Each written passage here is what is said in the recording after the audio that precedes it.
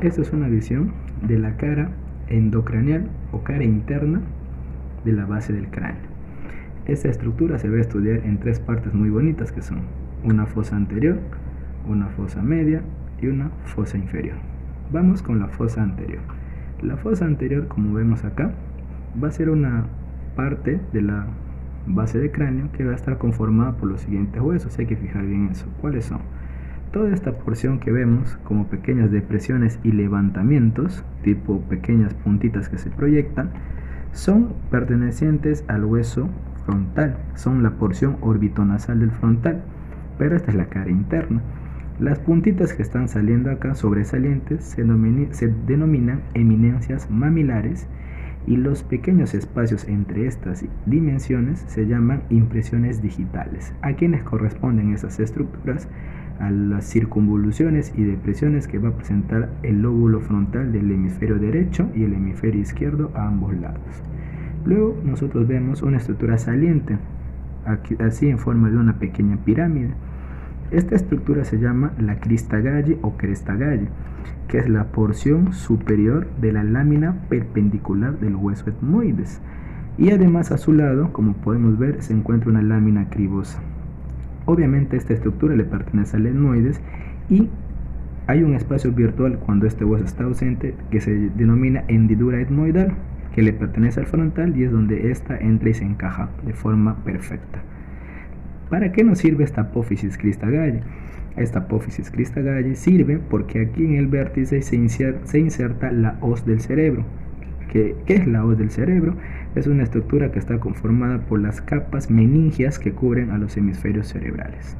Luego vemos anteriormente a la crista Galli un levantamiento, que es la cresta frontal del temporal. Esta cresta frontal se va a abrir y va a formar unas especies de rieles de tren, con un lado derecho y un lado izquierdo o viceversa.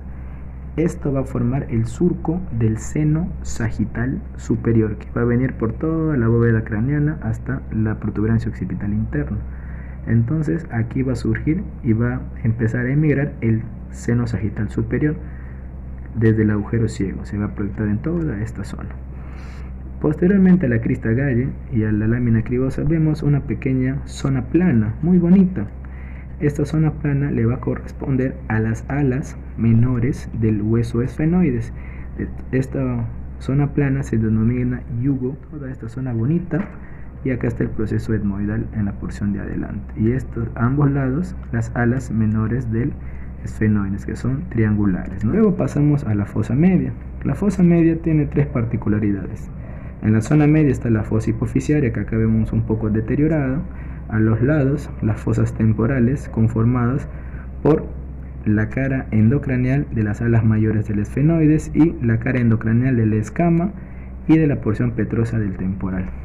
Acá lo más destacado que debemos tener en cuenta es lo siguiente. Acá, si nosotros nos damos cuenta, este saliente que le corresponde a las alas menores del esfenoides es la apófisis clinoides anterior del lado izquierdo. Acá la del derecho se encuentra ya desaparecida por la manipulación de la pieza. Entonces acá todo esto es la silla turca o fosa hipofisiaria. Lateralmente, a ambos lados de la silla turca, se encuentra este surco, denominado surco del seno sagital superior.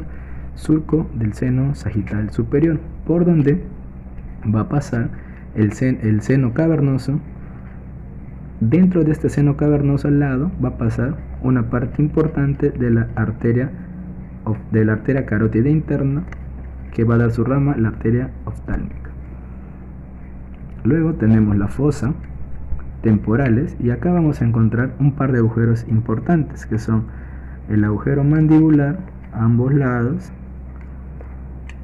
el agujero espinoso, luego el agujero rasgado, que está de este lado, también a este lado, y luego la porción petrotimpánica o porción petrosa del hueso temporal. Posteriormente, la fosa temporal va a estar conformada de la siguiente manera: por el agujero magno, por donde va a pasar la porción superior del tronco encefálico. Luego, lateralmente, vemos las fosas cerebrales, superiormente las fosas cerebelosas.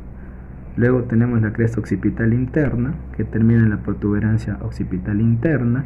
Vemos a los lados los surcos de los senos sagitales, de los senos transversos, que estos a su vez van a terminar en los surcos de los senos sigmoideos, que van a tener dos porciones, una porción superior y una porción inferior. La porción inferior se va a continuar hacia un agujerito que vemos acá, que es el agujero yugular, donde vamos a encontrar el bulbo y el inicio de la vena yugular interna.